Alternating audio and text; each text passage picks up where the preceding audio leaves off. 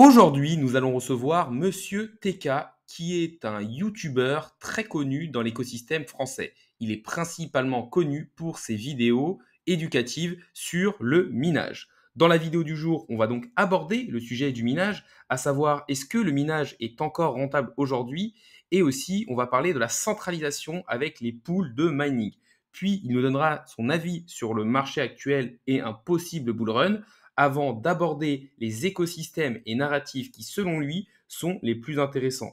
On parlera aussi de l'adoption au sens large des crypto-monnaies et de la technologie blockchain. Puis, il nous donnera sa méthode pour trouver des petites crypto-pépites et même le nom de certaines d'entre elles. N'hésitez pas à liker la vidéo, à me lâcher un petit commentaire pour me dire s'il y a une personne que vous aimeriez voir sur la chaîne et aussi pour récompenser le travail qui est fait au jour le jour. N'hésitez pas non plus à vous abonner, ça permettra de faire grossir la communauté et d'attirer possiblement des personnes encore plus grosses en termes au nombre d'abonnés et du coup, on aura encore plus de valeur à porter sur la chaîne.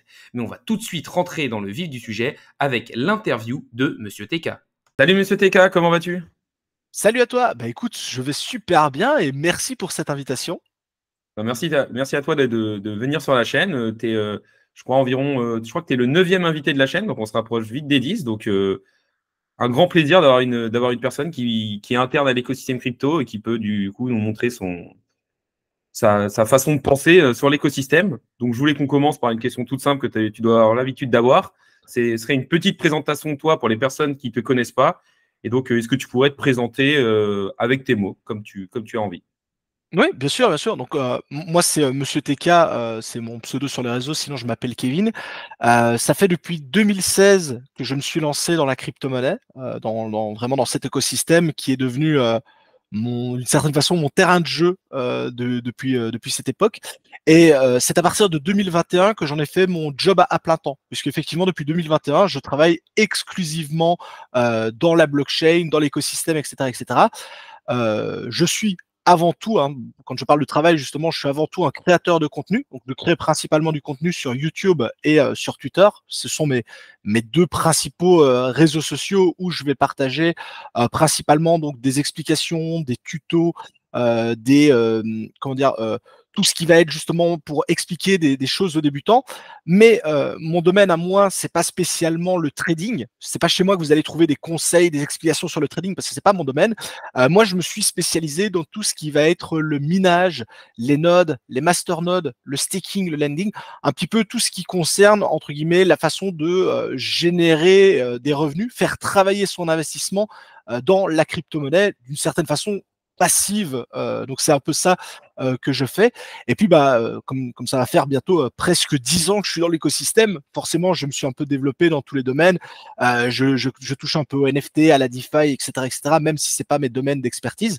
Et puis, là, depuis récemment, je donne même des cours à l'école HEC de Liège, la ville où j'habite, pour les étudiants, notamment pour leur apprendre le fonctionnement de la blockchain, comment ça fonctionne, quels sont les intérêts, pourquoi est-ce que ça peut être intéressant de s'intéresser justement à la blockchain, aux crypto-monnaies, etc., etc. Ok, super intéressant. Et du coup, qu'est-ce qui t'a emmené au crypto, à la blockchain? Est-ce que c'est un ami qui t'en a parlé et du coup, tu es arrivé avec un peu l'appât du gain? Ou est-ce que c'est peut-être plus un peu le côté technique et fondamental avec le minage, par exemple? Ouais, alors, très très bonne question. Alors, je l'ai découvert tout seul, la crypto, mais purement le côté argent. Argent. Alors, faut savoir qu'en 2016, c'est pas comme maintenant en 2024. Moi, quand j'ai commencé en 2016, le but c'était pas de gagner des millions, de faire fortune dans la crypto. Le but c'était de gagner un petit peu d'argent. C'était un peu, en gros, hein, comment je suis arrivé à la crypto, c'est, tu sais, j'ai tapé sur Internet, sur Google, comment gagner de l'argent sur Internet, tu vois, sans devoir bouger, etc., etc. Parce qu'à côté de ça, moi, j'avais déjà un travail, j'étais déjà dans la vie active, donc voilà. Et en fait, parmi, tu sais, tout ce que tu peux trouver sur Internet pour gagner de l'argent, il y avait effectivement la crypto-monnaie. Sauf que à l'époque, quand je commence à m'y intéresser, encore une fois, on est en 2016, donc c'est pas les débuts, hein, c'est pas 2012, 2013 les débuts, mais encore une fois, c'est pas comme maintenant. T'as pas des créateurs de contenu, t'as pas des vidéos tutos, tout est en anglais, c'est des forums spécialisés, donc c'est pas aussi répandu que maintenant. Et forcément, quand je commence à m'y intéresser, ça a l'air trop beau pour être vrai. Tu sais, se dire que tu peux gagner de l'argent avec en achetant des trucs virtuels, etc., etc. Donc moi, je sens au départ un peu une douille. Je me dis, ça semble quand même être trop beau pour être vrai. Donc, je me dis, bon, bah ok, c'est sympa la crypto, mais est-ce qu'il n'y aurait pas moyen d'en obtenir, entre guillemets, gratuitement? Parce que j'avais pas envie de mettre de l'argent encore une fois, sur des sites obscurs, hein. Il n'y avait pas Binance et compagnie à l'époque, c'était pas comme ça. Et par chance, bah justement, moi, je suis un gros fan de gaming sur PC. J'ai toujours une grosse bécane à côté de moi. Et je découvre à l'époque qu'on a la possibilité de faire travailler son ordinateur pour générer de la crypto-monnaie, ce qu'on appelle le minage. Et c'est comme ça que moi, en fait, j'ai mis le pied dans la crypto. C'est grâce justement au minage. J'ai commencé à m'y intéresser. J'ai commencé à générer des crypto-monnaies. À l'époque, c'était de l'Ether. L'Ether était encore en proof of work et il était à tout autre niveau qu'à l'heure actuelle. Et c'est comme ça en fait que j'ai fait mes premiers pas. Et puis alors après, comme tout le monde, quand j'ai vu que c'était pas une arnaque, que c'était pas un scam, j'ai commencé à m'intéresser à la tech, à chercher plus loin que l'aspect argent, même si on va pas le nier, ça en fait partie. Et c'est ainsi que je suis arrivé là où j'en suis, où effectivement il y a de l'argent potentiellement à gagner et à perdre, mais il y a tout un niveau de la technologie qui est apporté par la blockchain et par plein d'autres choses au sein de l'écosystème qui sont également très intéressants. Ok, bah hyper intéressant. C'est vrai que je pense que moi je suis arrivé un peu comme toi, hein. Au début, je pense que tu arrives un peu par l'appât du gain. Moi, c'était un ami qui m'en avait parlé. Bon, je suis arrivé juste avant un top local sur EGLD. Bon, j'avais déjà en 2017, j'étais arrivé au top sur XRP, mais là, je m'étais pas du tout renseigné. Là, la deuxième fois, je me dis, je vais un peu plus y aller. Il m'a dit, achète du EGLD à $100. J'ai fait, ok, c'est monté à 120, c'est redescendu à 50.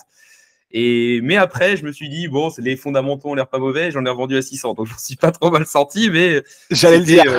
C'était très mal parti quand même. Ok, là, je voulais faire une petite chose un peu différente pour finaliser ta présentation. C'était faire un tu préfères. Je me suis dit, j'en vois pas beaucoup sur les chaînes et au moins, ça permet un peu de te présenter, de voir un peu ta personnalité d'une manière un peu différente. Si Grand ça te va. plaisir. Ok, donc le premier, est-ce que tu préfères vivre dans un épisode de Friends sans jamais trouver de travail ou dans The Office en ayant Michael Scott comme patron? The Office. Deux, tu es plus Le Seigneur des Anneaux ou Star Wars? Ah, c'est dur. Allez, c'est très dur, mais je dirais Star Wars. Tu préfères être coincé dans un jeu vidéo de survie ou dans une télé-réalité avec les anges? Un jeu vidéo de survie, clairement. Alors pour un gamer comme toi, ça va être difficile, mais tu préfères Animal Crossing ou les Sims? À choisir, parce que j'ai grandi avec les Sims, donc je dirais les Sims. T'es plus YouTube ou Twitch?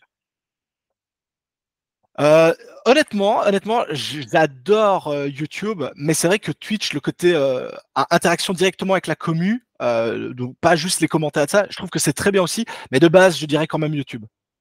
Ok. Tu préfères investir toutes tes économies dans Bitcoin ou les confier à un banquier qui te dit fais-moi confiance? Trust me, bro. Non, clairement dans Bitcoin. T'es plus Proof of Stake ou Proof of Work? À Proof of Work. Vitalik ou Gavin Wood? Ah, c'est dur aussi. Je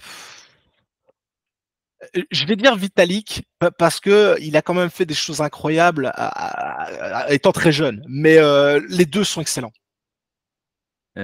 Tu préfères Flux ou Alephium? Ah, c'est salaud. Ah, c'est salaud. C'est salaud parce qu'en plus, c'est pas comparable. Mais si je dois miser, si je devais les comparer, enfin pour un potentiel multiplicateur, puisque c'est deux projets totalement différents, je pense que celui qui a le plus de chances de faire une grosse perf, ce serait Alephium. Donc je choisirais Alephium, alors pourtant que je suis hyper Flux Maxi, hein. Ok. Et une petite dernière, du coup, t'es plus staking ou minage? Minage, clairement. Ok, bah super, c'était les petites 9-10 questions que j'avais pour toi. Et du coup, bah, ça me fait une transition toute trouvée pour parler du minage. Est-ce que tu peux nous présenter un peu ce que c'est le mining, justement? Ouais, bien sûr. Donc, en gros, le minage, le proof of work, la preuve de travail, c'est un des consensus qui existent dans le fonctionnement des blockchains, hein. On parle souvent donc de proof of work ou de proof of stake. Le proof of stake, c'est une autre alternative. Je précise que c'est pas une évolution, parce que souvent les gens pensent que c'est l'évolution du minage, pas du tout. C'est vraiment deux choses totalement distinctes. Et en fait, dans la preuve de travail, le proof of work, on va avoir des machines, ce qu'on va appeler les mineurs, qui vont tenter de résoudre un puzzle cryptographique. Et pourquoi est-ce qu'ils vont tenter de résoudre ce puzzle cryptographique? C'est parce que en trouvant la solution de ce puzzle, en trouvant la solution de l'équation, ils vont avoir la possibilité d'ajouter un bloc à la blockchain et donc de participer au bon fonctionnement de la blockchain, puisque c'est les mineurs qui intègrent les blocs à la blockchain. Et accessoirement, eh ben, pour le travail qu'ils vont fournir, ils vont être rémunérés.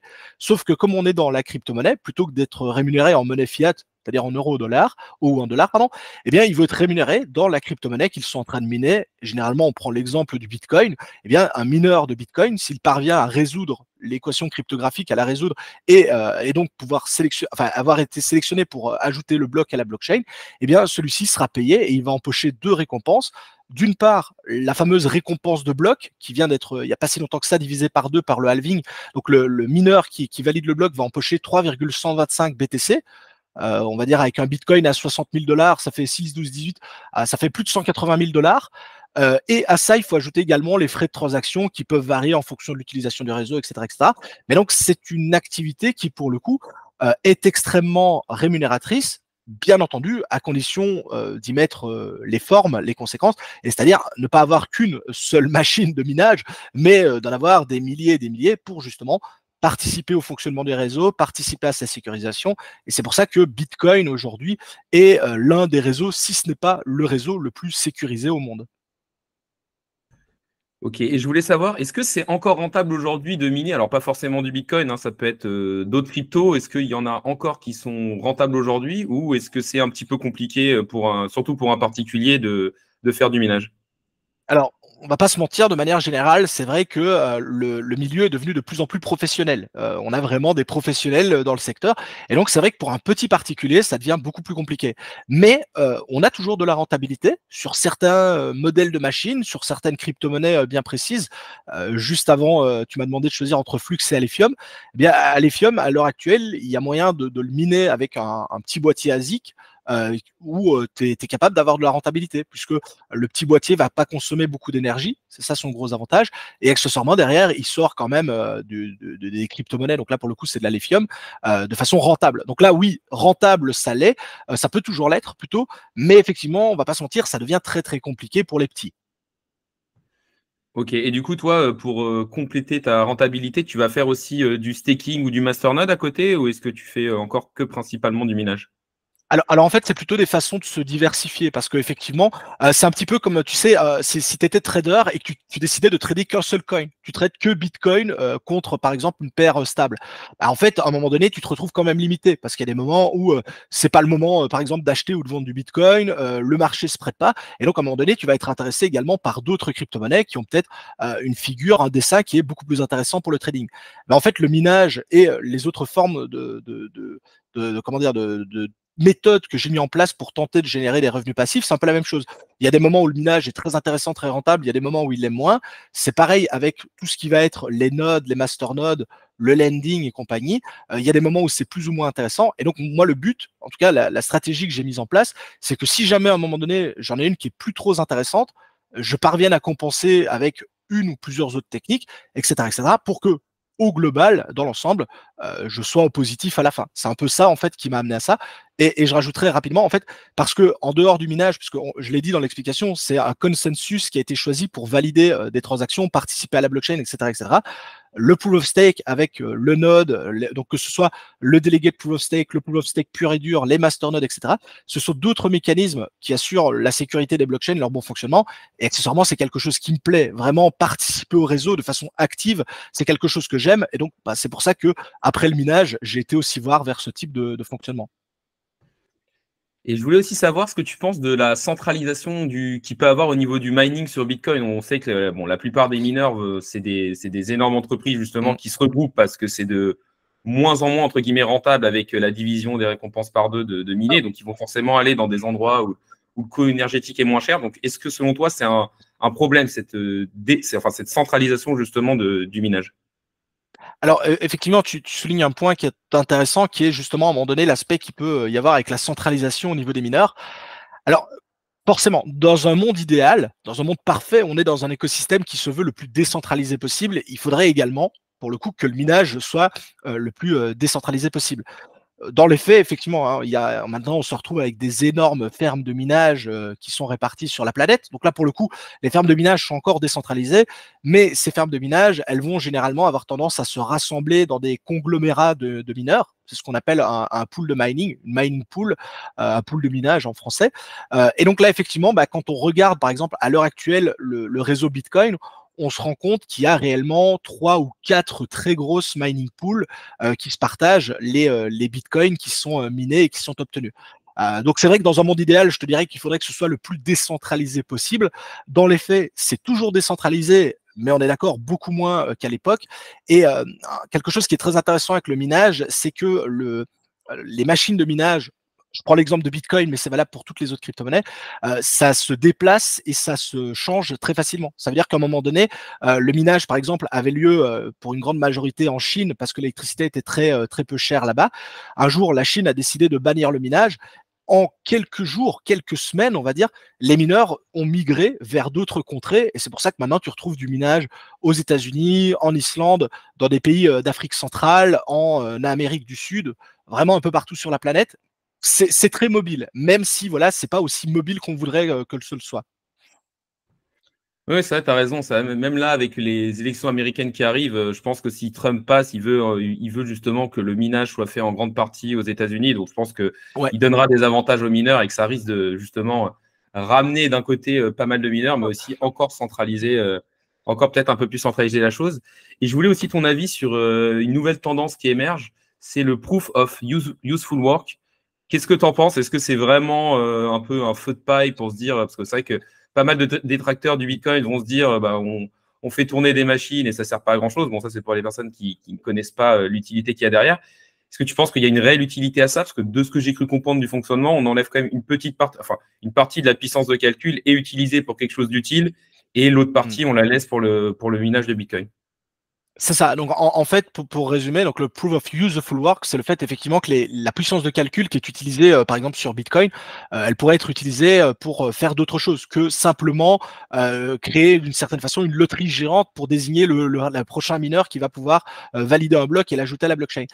Donc, parce que en fait, c'est effectivement comment dire, euh, un point d'appui des personnes qui sont anti-crypto-monnaie, anti-proof of work, de dire, regardez, vous avez des milliers de machines sur toute la planète qui consomment beaucoup d'énergie.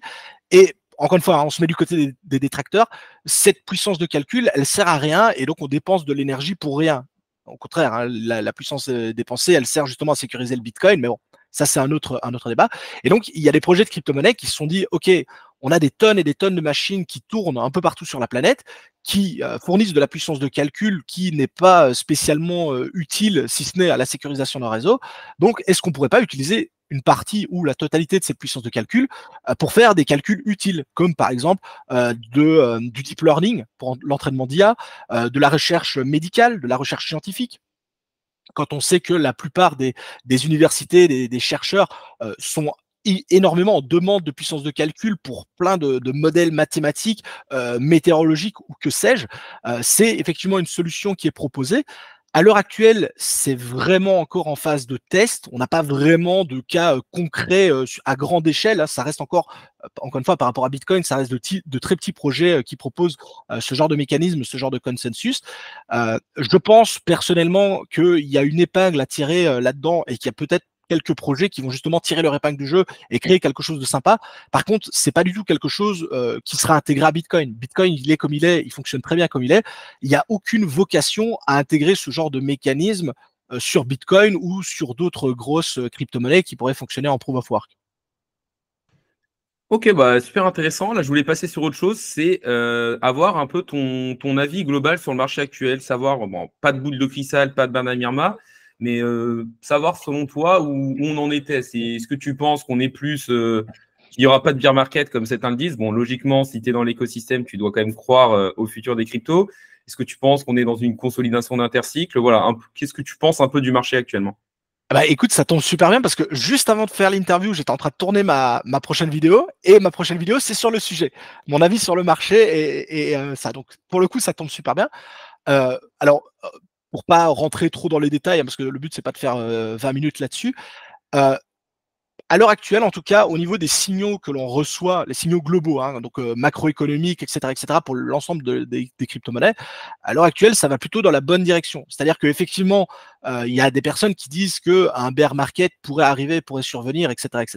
À l'heure actuelle, je pense, sincèrement, vu tout ce qu'on peut voir au niveau des différents signaux, des phases d'accumulation, des rebonds, des canaux de compression qu'on peut avoir sur le Bitcoin, etc., que à l'heure actuelle, il y a quand même beaucoup plus de chances d'avoir un bull market que d'avoir un bear market. Ça, c'est avec les conditions actuelles. Demain, tu me dis que Binance se fait hacker, Binance doit fermer ou autre, ça remet tout en question. Mais avec les chiffres, les valeurs que l'on a actuellement, ça va dans la bonne direction. Alors, dire que ça va dans la bonne direction, ça ne veut pas dire que non plus que demain, on a un bull market, hein, un bull run, pardon. Ça ne veut pas dire que demain, ça explose. Mais plutôt que bah, voilà, le mois de septembre, pour le moment, qui est généralement un mois baissier, bah, ça se passe pas trop mal. On a le Bitcoin a plutôt l'air de bien encaisser les chutes. Et dès qu'on baisse un peu, on réintègre directement le canal dans lequel on évolue là depuis quasiment 6 mois. Donc, ce qui est très positif. Et puis, bah, généralement, c'est plutôt à partir de fin septembre que on a un début de hausse et un retournement de la tendance. Et ce retournement et ce changement, ça a l'air de coller, notamment avec tous les points positifs que l'on a à l'heure actuelle. Donc, comme d'habitude, hein, impossible de prédire l'avenir, sinon on ne serait pas là. Mais vraiment, mon sentiment vis-à-vis du marché à l'heure actuelle, c'est que si je devais donner des proportions, entre guillemets, je dirais qu'on a 70 à 80% de chances d'avoir un bull run et seulement 20 à 30% d'avoir un bear market avec les infos actuellement. Ouais, je suis plutôt d'accord avec toi. J'ai l'impression en fait que le marché crypto, il a du mal à accélérer, mais pas à cause du marché en lui-même, plus à cause d'événements peut-être macro. Mm.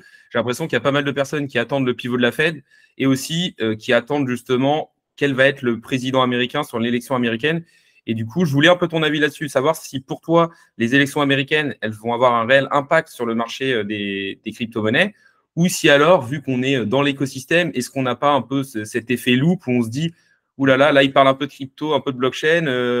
Donc voilà, quel est ton avis? Est-ce que si on a, par exemple, j'ai écouté hier Mark Zeller qui disait que pour lui, il fallait attendre justement l'élection américaine, que si c'était Trump qui passait, ça pouvait marquer le début d'un bull run, et si c'était Kamala Harris et possiblement son envie de taxer les gains non réalisés, là, ça pouvait foutre une grosse claque au marché. Alors, globalement, je suis plutôt d'accord avec ça. En fait, l'élection américaine, c'est parmi tous les signaux dont on parlait là, qui sont plutôt positifs, l'élection américaine, ça en fait partie. C'est-à-dire que, de manière générale, peu importe le gagnant, les élections américaines, c'est souvent, ça a quasiment toujours été positif pour le marché. Ça a toujours été un signal fort envoyé au marché. Et effectivement, Trump s'étant montré quand même plutôt pro-crypto-monnaie, il y a un sentiment, avec l'effet, comme tu dis, peut-être un effet loop, de se dire que si c'est lui qui passe, ça pourrait être effectivement un déclencheur, le système qui viendrait emballer le marché. Donc moi, de manière générale, ce que je dirais, c'est que l'élection américaine, ça va être du positif, même que ce soit Kamala ou Trump. Effectivement, si c'est Trump, ça pourrait peut-être accélérer et précipiter les choses, mais je le vois en fait comme un catalyseur positif de manière générale. Et il n'y a pas que ça. Alors, est-ce qu'il faut attendre nécessairement les élections américaines pour avoir un bull run? Ça, par contre, je ne sais pas. Moi, je dirais que c'est un peu euh, je pense que le marché va se retourner et va repartir en tendance haussière, donc pas de bull run. Et effectivement, l'élection américaine, ça pourrait être, moi je le dis toujours, c'est un peu l'étincelle qui mettrait le feu aux poudres, tu vois. Donc ça pourrait être le déclencheur, mais c'est pas juste l'élection américaine, en gros, pour moi, qui fera qu'on aurait un éventuel bull run. Si on prend par exemple les ventes massives de Bitcoin liées aux fermes de minage, puisqu'on sait que le halving a eu lieu, donc la récompense a été divisée par deux. Les fermes de minage ont dû vendre beaucoup de Bitcoin pour couvrir leurs frais de fonctionnement, etc., etc. Donc, pour retourner à un certain niveau d'équilibre, bah, ça prend généralement entre 4 à 6 mois pour retrouver ce niveau d'équilibre. Et 4 à 6 mois, ça t'amène justement hein, fin septembre, début octobre, soit pas très loin des élections américaines. Donc, je pense que ça aussi, ça peut aider, etc., etc. Donc, c'est pas juste l'élection américaine, c'est un ensemble de choses qui feront que ça devrait tirer le marché vers le haut. Ouais, je suis un peu d'accord avec toi, mais j'ai l'impression que la saisonnalité de octobre, il y a pas mal d'éléments qui convergent un peu vers fin d'année ou octobre pour une reprise du bull market, Ouais. que ce soit de saisonnalité, possiblement le pivot de la Fed. Enfin, il y a beaucoup Ah de oui, choses qui oui. arrivent là, donc on verra bien. Je voulais aussi ton avis sur les écosystèmes que tu surveillais. Est-ce que toi, tu vas plus rester sur des écosystèmes, on va dire, où il y a des gros fondas comme par exemple Ethereum, qui pour l'instant a, on va dire, sous-performe un peu le marché, Mm. et qui pourtant a énormément de DIAP, énormément de TVL qui est encore en train de monter.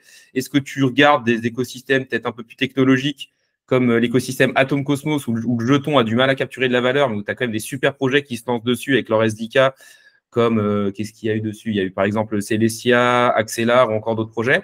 Ou est-ce que tu regardes plus des écosystèmes qui ont eu de l'attraction sur la première phase de montée, comme Solana ou possiblement Base avec Coinbase justement qui a lancé sa blockchain?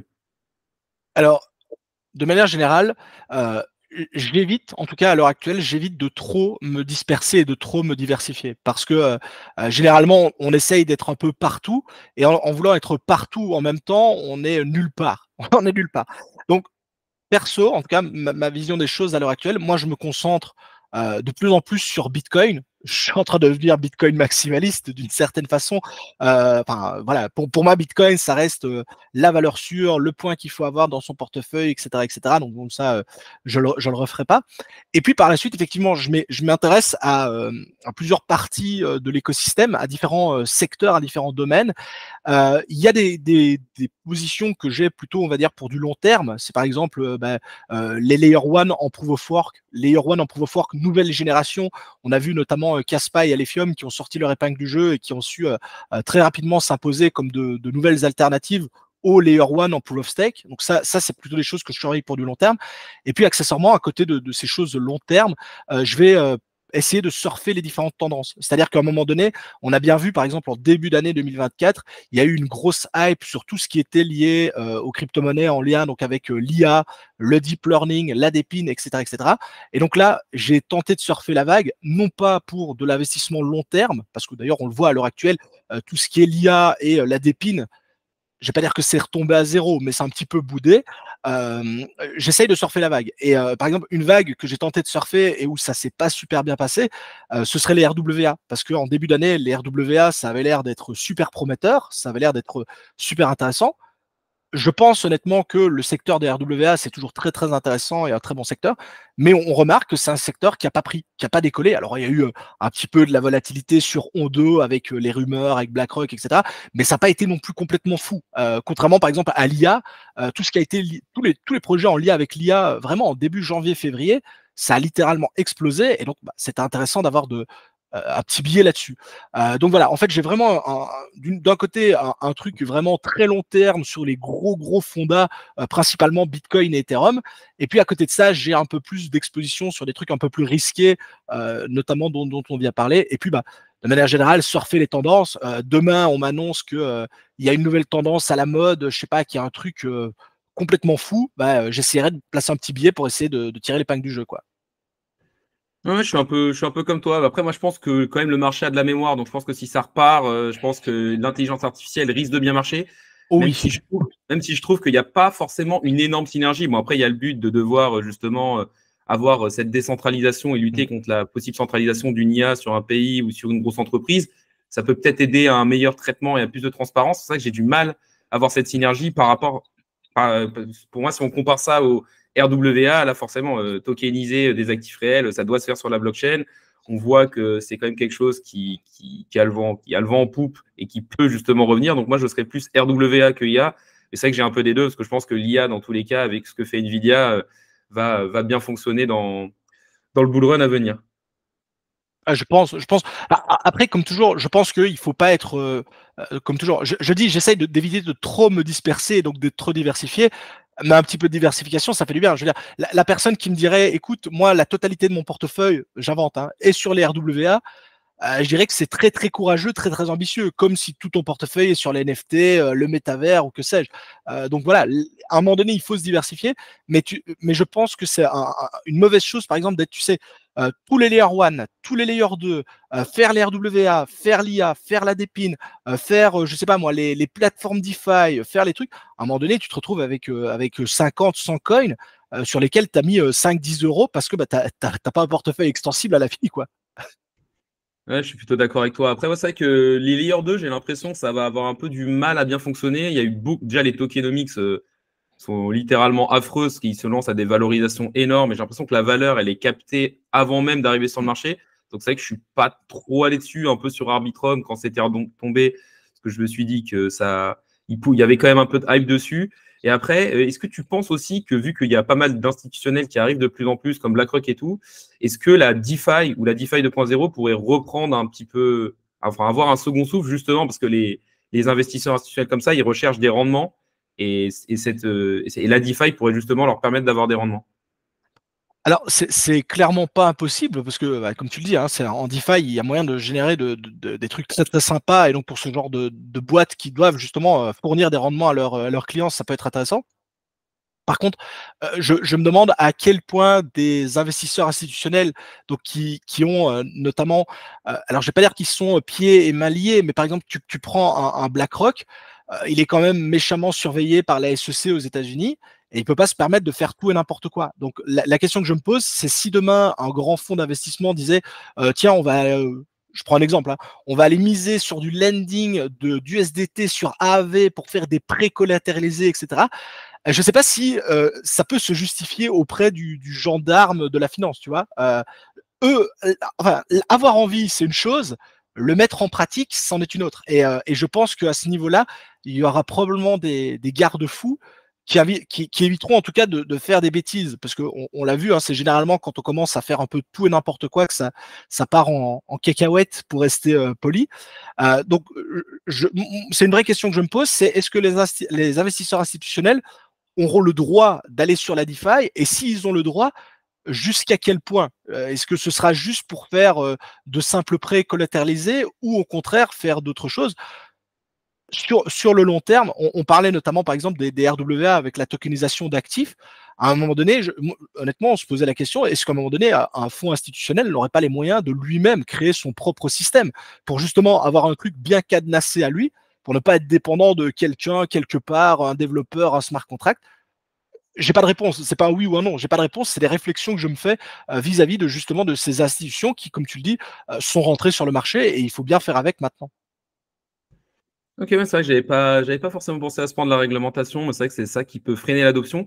Et justement, en parlant d'adoption, qu'est-ce qui, selon toi, va permettre l'adoption massive des cryptos? Est-ce que ça va être peut-être une killer app qui va permettre d'attirer les personnes? Est-ce que ça va peut-être être plus l'account abstraction, où justement on supprime tout ce côté technique et compliqué pour que les gens arrivent?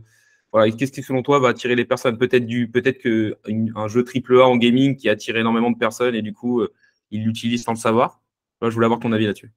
Alors, je pense que pour avoir de la masse d'adoption, il faut vraiment que l'écosystème se simplifie et devienne beaucoup plus accessible. Parce que pour nous qui sommes dedans, ça paraît tellement évident, ça paraît tellement simple.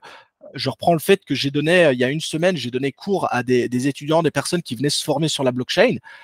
Quand je leur ai montré la création d'un portefeuille MetaMask. Donc on est très bas avec la création d'un portefeuille MetaMask. C'est sécuriser sa seed, faire un envoi, faire une réception, en sachant que c'est une adresse Ethereum, qui a une adresse Polygon, qui a une adresse BNB, etc. Enfin, soit. Honnêtement, les gens m'ont regardé avec des yeux, tu vois, genre, de quoi ils parlent? Et je pense que ça, c'est un effet loupe et un gros prisme qu'on a. Pour nous, hein, ça semble évident. Ouais, tu connectes ton MetaMask, tu fais de la DeFi, tu le mets dans un pool de liquidité, tu récupères des rendements, puis tu vas les placer là sur Binance et ça nous paraît naturel, sauf que, je pense que pour, 95 de la population, c'est absolument pas naturel. C'est compliqué, c'est complexe. Il y a des gens qui ont du mal avec ça, même si pour nous, ça semble évident. Et je pense qu'avant, enfin, il faut encore faciliter encore plus la mise en pratique de tous ces fonctionnements, de tous ces mécanismes, avec encore une fois des garde-fous. Un parfait exemple que j'ai de ça, c'est à l'époque, notamment sur des plateformes comme Binance et compagnie. Par exemple, tu voulais retirer du Bitcoin et tu te trompais, tu mettais une adresse Ethereum. À l'époque, tu n'avais rien. Et tu mettais retirer, il retirait et tes bitcoins étaient perdus parce que tu envoyais ça sur une adresse non compatible. De nos jours, maintenant, tu tapes une adresse Ethereum pour recevoir du bitcoin. Tu vas avoir un message d'alerte qui va dire est-ce que vous êtes sûr que c'est une bonne adresse parce que c'est une adresse Ethereum et vous voulez envoyer du bitcoin. Enfin, tu as des garde-fous. Et ça c'est un pas en avant qui a été fait pour justement éviter que les gens fassent tout et n'importe quoi. Et je pense que si demain on va avoir de la masse adoption, il faut avoir encore beaucoup plus de facilité, beaucoup plus de garde-fous. Parce que nous, ça semble évident, parce qu'on est dedans, mais je pense qu'il y a beaucoup de gens qui sont pas prêts d'être onboardés, d'être pris avec nous, simplement parce que ça leur fait peur, parce qu'ils comprennent pas. Même si tu leur expliques pendant une demi-heure, ils vont comprendre, mais ils n'ont pas cette volonté de se dire ah ouais, mais écoute, ouais, il faut noter l'acide, il faut idéalement, il faut la splitter en plusieurs personnes. J'ai pas envie de me prendre la tête, j'ai 50 balles, voilà, j'ai pas envie de faire ça. Donc voilà, il faut aller vers de la simplification si on veut avoir de la masse adoption. Ouais, je suis d'accord avec toi. Bah, pour les parachains sur le Polkadot, je sais pas si tu les as fait un petit peu, mais le polkadot.js, tu arrives sur le truc, tu comprends Ah, rien, c'est dégueulasse.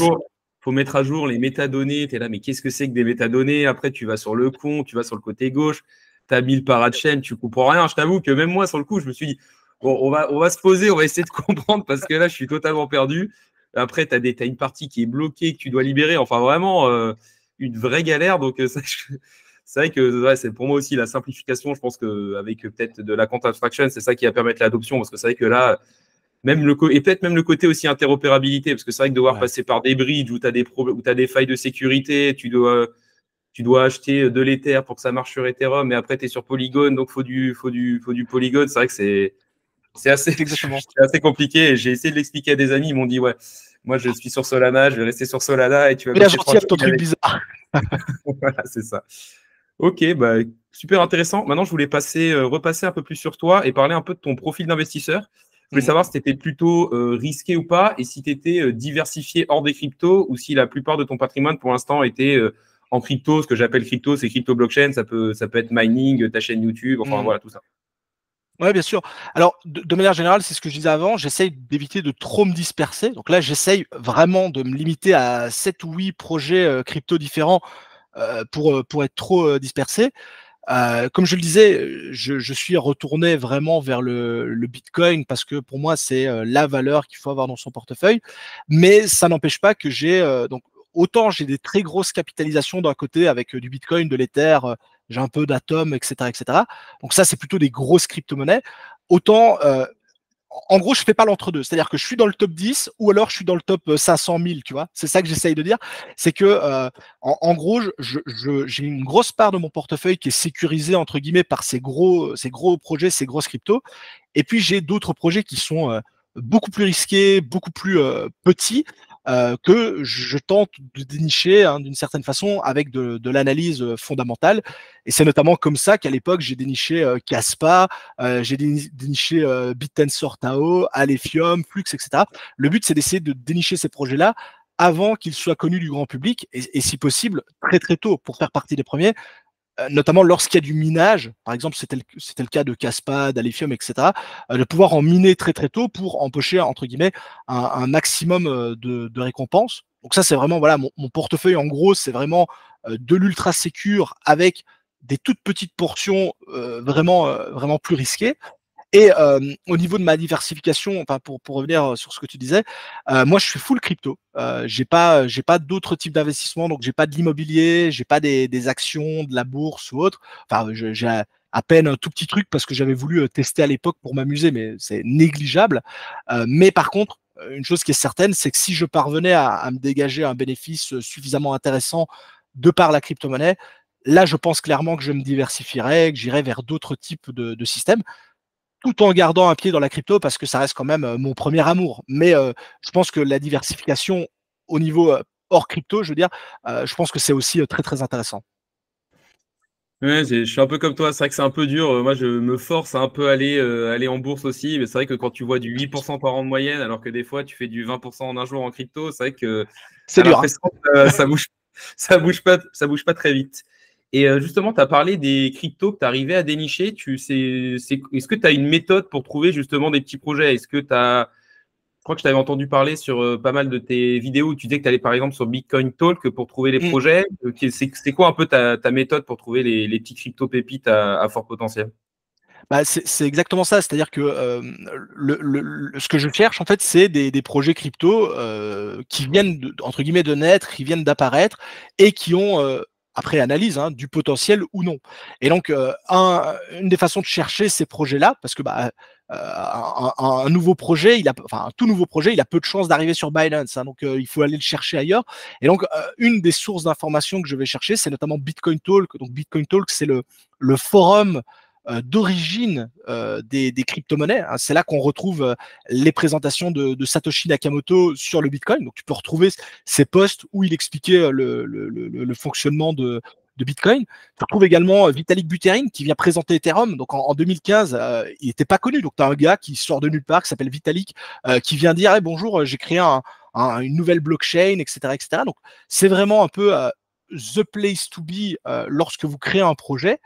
Donc, lorsque vous êtes un nouveau projet, généralement, vous venez vous présenter sur Bitcoin Talk. Et sur Bitcoin Talk, donc le forum, vous avez notamment une section qui est dédiée aux nouveaux projets. Donc, ceux qui viennent justement, on débarque, bonjour, c'est nous. Et ils sont tous regroupés là-dedans. Et en fait, tu peux parcourir les différents projets. Et puis, tu peux un peu en apprendre plus sur eux. Parce qu'en fait, là, c'est le moment où le projet vient essayer de se vendre en disant, écoutez, nous, on est dans ce domaine-là, on fonctionne comme ça, on a ça, voilà notre team. Des fois, ils ont déjà leur tokenomique, donc tu as déjà la répartition des fonds, etc. etc. Et comme ce forum est fréquenté principalement par des vieux briscards, tu vois, des gars qui sont là depuis 2009, 2010, 2011, tu as des mecs qui ont fait que ça, donc de l'analyse fondamentale vraiment poussée, et tu as déjà pas mal de gars qui vont déjà analyser les projets, qui vont donner leur avis, en disant, écoute, ça c'est bien, ça c'est pas bien, moi j'aurais pas fait ça comme ça, etc. etc.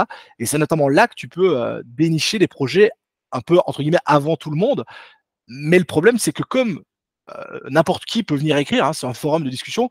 En fait, la première chose à faire, c'est faire le tri, parce que il y a, comme toujours, hein, il y a un bon projet pour 150 mauvais. Et donc, bah, le plus difficile, c'est déjà de faire un premier tri et de se dire, ok, ça c'est pas bon, ça c'est pas bon, ça c'est pas bon. Ça peut potentiellement avoir du projet, enfin du potentiel, donc je vais le creuser un peu plus après. C'est notamment un peu l'endroit numéro un pour commencer à rechercher des projets un peu crypto pépites, comme on appelle ça. Ok. Est-ce que tu as des red flags qui te font direct partir d'un projet? Je sais que par exemple, j'avais interviewé Chantal Lang sur la chaîne qui m'avait dit qu'elle regardait les projets qui avaient un contrat avec Chainlink, vu que ça coûtait un peu d'argent. Il y en a quand même beaucoup qui lancent ça et tu te dis là, c'est forcément pas un scam parce qu'ils vont pas mettre énormément d'argent à faire un contrat avec Chainlink pour partir avec la caisse 3 jours plus tard. Donc, est-ce que toi, tu as, je sais pas, un ou deux red flags qui te permettent de faire un tri assez rapide au début? Ouais, déjà le principe, moi, euh, je vais déjà beaucoup plus étudier un coin donc qui a une propre blockchain qu'un token, parce que bah déjà, pour faire un coin, il faut créer sa blockchain, il faut la mettre en place. Même si c'est une blockchain en proof of stake, hein, je parle pas que du minage ici, mais c'est quand même beaucoup plus compliqué que de créer entre guillemets un énième token ERC20 où en 10 minutes et avec 100 balles tu peux l'avoir. Donc déjà, quand c'est un simple token, c'est pas un red flag, mais déjà c'est moins sexy. Donc déjà, ça c'est une première façon pour moi de faire un premier tri. C'est en gros, est-ce que les devs se sont bougés à créer une blockchain complète ou au contraire, est-ce qu'ils font un simple token sur une blockchain existante? Ensuite, il y a les cas d'usage de la blockchain, le cas d'usage du projet et donc de sa blockchain, parce que il y a des domaines qui pour moi sont peu ou pas intéressants ou compliqués. Par exemple, tout ce qui va être en lien avec le médical, c'est super intéressant, je trouve. Mais le secteur médical, c'est un secteur qui est tellement fermé, tellement complexe, avec tellement d'autorisations nécessaires, avec tellement d'agréments pour pouvoir faire quelque chose, que même si le projet il est super bien, il va avoir énormément de mal à percer dans le domaine parce que bah, le médical, c'est super complexe. Pareil, si maintenant tu décides de faire un coin qui sort sur l'anonymat, on sait qu'en Europe, avec la réglementation MiCA, tout ce qui est anonyme, c'est hyper banni. Bah, ça va être un projet qui va avoir du mal à se faire lister sur les exchanges parce que les exchanges, maintenant, ils veulent plus se mouiller avec les coins anonymes. Donc, ça permet de faire également un tri rapide. Un petit peu aussi le profil de l'équipe. Est-ce qu'on a un gars tout seul qui développe, et peut-être même que c'est le meilleur développeur au monde, bah, s'il est tout seul, ça va être compliqué, ou est-ce qu'on a déjà une équipe avec 3, 4 développeurs, un petit quelque chose. Donc, ça permet également de faire le tri, et puis tu regardes un peu les profils. Est-ce que les mecs, ils sortent de nulle part? Genre bonjour, je m'appelle Jean-Pierre, j'ai jamais développé une blockchain, mais bon, ça m'intéresse donc je me lance. Ou est-ce que c'est par exemple un ancien de chez Solana, un ancien de chez Ethereum qui se dit tiens, je veux lancer un nouveau truc. Donc ça permet déjà de faire un gros tri et d'éliminer pas mal de choses sans devoir aller creuser la tokenomique au centime près. Est-ce que c'est réparti comme ça? Ça, c'est une étude que tu fais par la suite, quoi. Parce que si tu dois creuser tous les projets à 100%, tu t'en sors pas, quoi. Ouais, c'est vrai, c'est assez compliqué, mais ouais, c'est vrai que moi, il y a principalement, je regarde déjà s'ils ont un Twitter, parce que j'ai l'impression que pour un projet blockchain, avoir un Twitter, c'est obligatoire. Ah, J'essaie clairement. de regarder, et forcément, s'ils ont 2 likes et 100 000 abonnés, je me dis, il y a un souci, c'est un gros scam. Après, j'aime bien que l'équipe aussi soit connue. S'ils mettent, Mm. j'en vois pas mal qui mettent un nom de code avec un NFT. C'est vrai que là, bon, si c'est un projet NFT, à la rigueur, je peux comprendre, mais sinon, tu te dis, je veux bien que tu veuilles rester anonyme, mais là, je vais pas mettre C'est de l'argent limite. dans un projet où je ne vous connais pas. Donc voilà, c'est un peu à ce niveau-là aussi. Et du coup, je voulais savoir, est-ce que tu vas par exemple privilégier des projets en mining, vu que c'est là que tu as un edge, ou est-ce que tu es ouvert un peu à tout type de projet tant que tu trouves qu'il y a du sens? De manière générale, je suis ouvert à tout type de projet parce que j'ai plusieurs projets qui sont justement hors mining que je trouve très intéressants, très percutants. Mais c'est vrai que, en gros, si à un moment donné, tu vois, exactement 2 projets, hein. Imaginons ces 2 projets parfaitement identiques. La seule différence, c'est qu'il y en a un en proof of stake et l'autre en proof of work. C'est vrai que là, je vais plutôt avoir tendance à privilégier le proof of work, non pas parce que je fais du minage, parce que accessoirement, j'ai des nodes aussi sur le côté, mais surtout parce que je considère que le consensus de proof of work est quand même un petit peu plus solide, un petit peu plus résistant que le proof of stake. Mais ça, c'est purement moi, quoi. Ok, et une dernière question sur ton profil d'investisseur. Je voulais savoir, est-ce que tu as deux, trois coins un peu sous les radars avec un bon risque-rendement à donner à la communauté? Alors, bah, en fait, ça dépend ce que tu appelles sous les radars. Parce que comme moi, j'ai des fois des projets qui sont très loin dans le classement, des tout petits projets. Voilà. Est-ce qu'un coin, par exemple, du top 200, est-ce qu'on considère que c'est sous les radars ou pas, tu vois?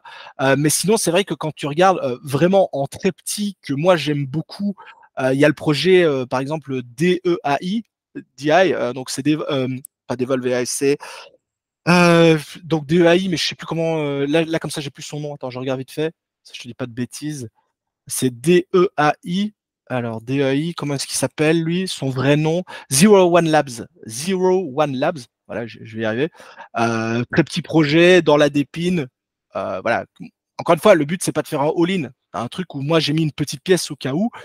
Et puis surtout, bah, qui sont pas très gros encore à l'heure actuelle. Et là où pour moi ça représente plutôt des grosses positions, bah, il y a toujours Alephium, Layer One en Proof of Work nouvelle génération, Flux, qui est un projet qui combine à la fois du Proof of Work et du Proof of Stake. C'est vrai qu'on parle toujours, c'est soit l'un, soit l'autre. Eux, ils font les deux, hein. Il y a par exemple la possibilité de faire les deux.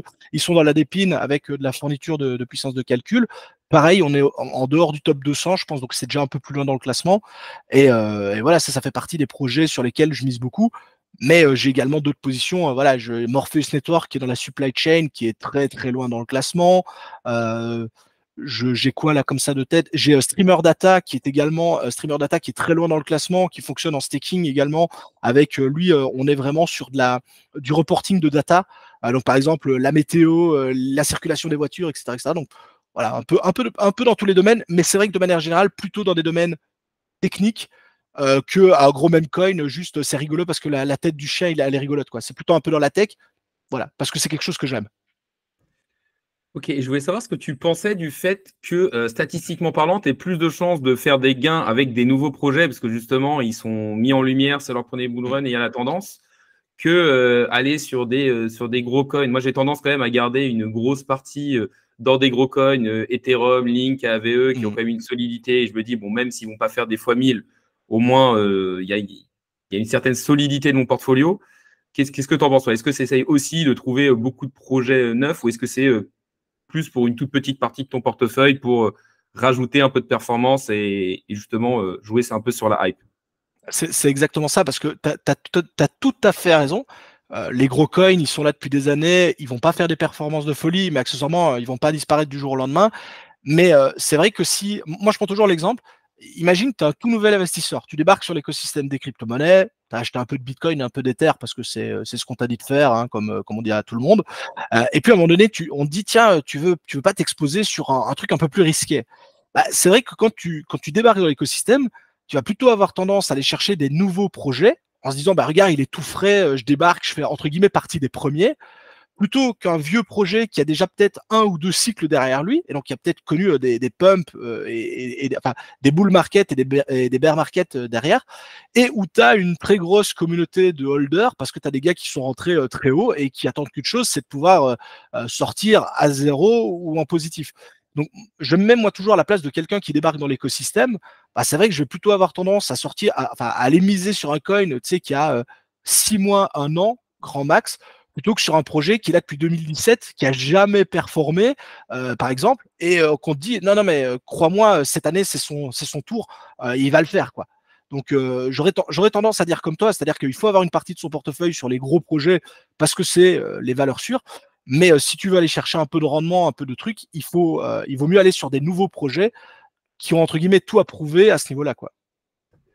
Non, c'est vrai que moi aussi, j'ai tendance à mettre à la place des nouveaux des fois. Et je peux te dire que même à un moment, j'hésitais entre deux projets et j'ai pris le projet qui était qui avait un prix à 0,00 quelque chose plutôt qu'un prix à $300 parce que je me suis dit, un nouveau, il connaît pas le concept de market cap et du C'est coup, il vrai. va tendance à prendre celui avec plein de zéros derrière alors que les deux projets sont aussi bien plutôt que celui qui vaut 2000 ou $3000 parce qu'il des fois, il sait même pas qu'il peut en acheter qu'une partie. Il se dit, bah non, je vais pas mettre $2000 directement. Donc, C'est vrai.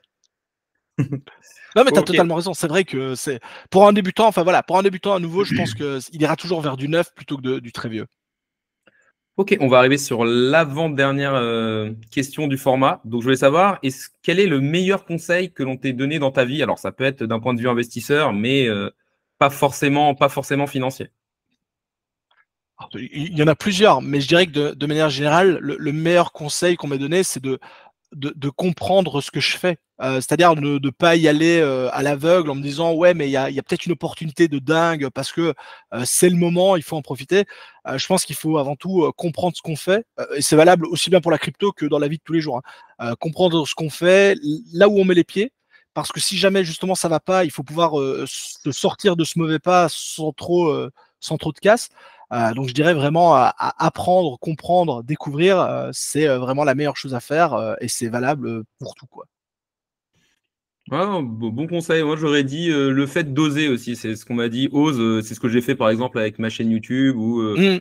avec ce format d'interview. Je me dis, bah, au pire, je contacte des personnes. Si personne ne me répond, c'est pas grave. Au moins, j'aurais tenté. Je m'en voudrais pas. Ah, et tiens, une question. Pourquoi tu as lancé ta chaîne YouTube, toi? Comment c'est arrivé justement que tu te lances sur YouTube? C'est un pur hasard parce que, j'avais pas du tout de vocation justement à me lancer là-dedans.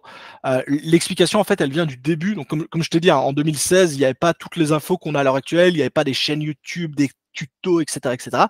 Et en fait, au départ, bah, j'étais sur les forums et les discords spécialisés en minage de crypto-monnaies et il faut savoir qu'il y avait absolument rien en français, hein. Tout était en anglais, anglais technique et donc la plupart des gens qui voulaient, démarrer dans le minage, bah, ils comprenaient, que dalle et bah, ils venaient sur les forums, les discords et ils posaient tout le temps les mêmes questions. Et donc moi, comme j'étais plutôt actif là-dedans, bah, je répondais tout le temps la même chose. Je disais, il faut faire comme ça, comme ça, comme ça, et c'est comme ça que ça va, etc., etc.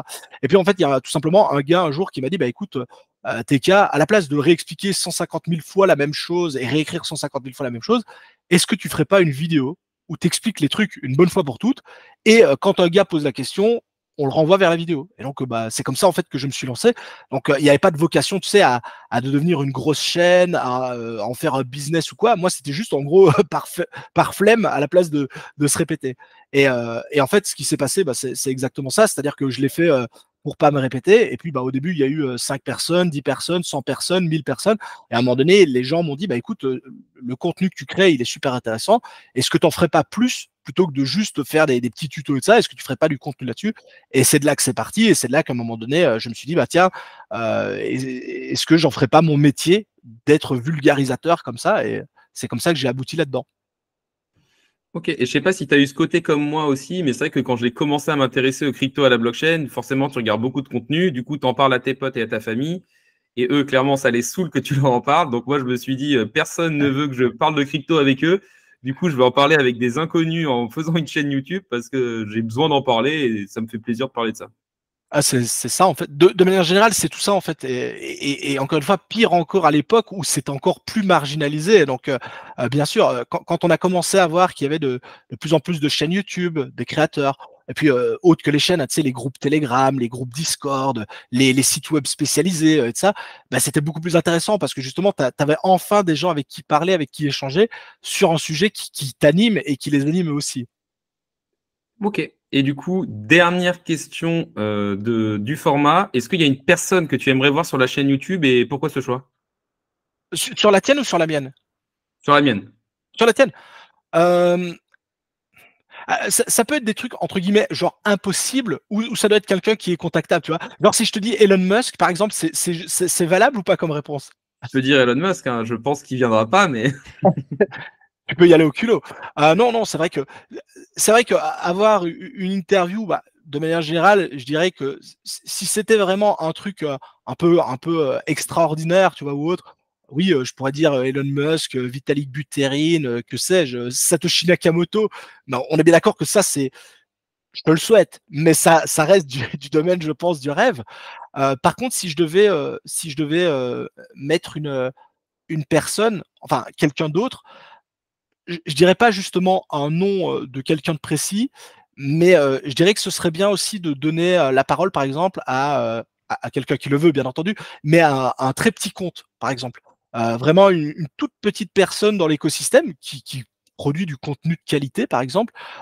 Quelqu'un voilà, qui, pour le moment, n'a peut-être pas, entre guillemets, explosé sur les réseaux, mais ouais, de donner la parole justement à des comptes qui ont peut-être 10, 15, 20 abonnés, mais qui font du contenu de qualité, à condition bien entendu qu'ils veulent bien en parler, hein, ça on est d'accord, c'est autre chose, mais voilà. Je pense qu'il y a beaucoup de choses à faire avec les gros comptes, mais il y a aussi énormément de petits comptes qui méritent beaucoup plus de lumière, de mise en valeur, parce que leur contenu est de très très bonne qualité.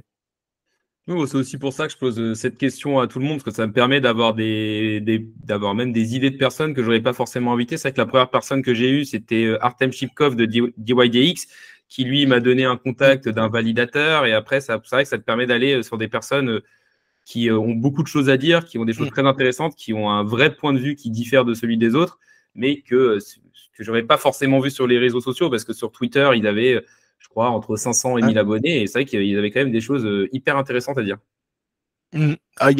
Honnêtement, il y en a plein. Il y en a plein. En plus, dans plein de domaines divers. T'as des gars qui sont super doués dans de l'analyse fondamentale, d'autres c'est de l'analyse technique, d'autres c'est de la recherche. Moi, j'aime beaucoup. Je cite lui parmi plein d'autres, mais Crypto Cello, par exemple, qui retrace des transactions et qui a la capacité comme ça justement d'analyser les projets et de les débunker, notamment quand il s'agit d'arnaques. Je suis incapable de faire son travail, comme le travail de beaucoup de gens d'ailleurs, mais je trouve ça dingue la façon dont il retrace les trucs, notamment avec Bubble Map, parce que maintenant il bosse avec Bubble Map pour ça. Les analyses de portefeuille et tout, je trouve. Enfin, quand tu lis ces analyses, moi j'ai l'impression de lire un bouquin, tu vois, un bouquin policier, et c'est fou ce qu'il fait. Et comme il y en a plein d'autres qui font plein de choses extraordinaires, quoi. Ok, ok, bah, on arrive sur la fin de l'interview, donc je voulais savoir si tu voulais rajouter quelque chose. Globalement, moi, franchement, ça m'a fait super plaisir de passer, d'être interviewé. Voilà, je pense que j'ai plein de choses à dire, il y a plein de choses intéressantes, des choses probablement beaucoup moins intéressantes. Je pense que par rapport à beaucoup, enfin, on a tous des parcours atypiques, hein, on a tous venus de trucs différents, avec des volontés différentes, à des moments différents, on a tous eu des approches différentes. Et puis, bah voilà, d'une certaine façon, moi, j'apporte ma petite pierre à l'édifice, à ma façon, quoi. Ok, bah, merci à toi d'être venu sur la chaîne. En tout cas, je trouve que tu as apporté beaucoup de valeur. Tu étais la première personne qui était vraiment dans le minage, donc ça permettait aussi d'avoir un autre point de vue sur un autre sujet. Là, vraiment, mon objectif, moi, c'est d'essayer d'avoir un Mm. maximum de personnes tant qu'elles apportent de la valeur. Donc, merci beaucoup à toi d'être venu sur la chaîne. Ah ben écoute, avec grand plaisir et avec plaisir pour une prochaine fois s'il y en a une. Merci à toi. Ça marche, on fera ça en bull run quand ce sera plus réjouissant. Exactement. Quand on sera tous multimillionnaires. On arrive sur la fin du format, donc déjà n'hésitez pas à liker, à me dire en commentaire si une personne vous intéresserait pour ce même type d'interview et de format. N'hésitez pas non plus à vous abonner, ça récompense le travail que je fais au jour le jour et ça permet de faire grossir la communauté. On a encore eu un échange très intéressant avec une personne interne à l'écosystème qui est principalement recentrée sur le mining, mais qui sait aussi faire des recherches de petites cryptos explosives. La vidéo du jour est maintenant finie. Salut à tous et à la prochaine.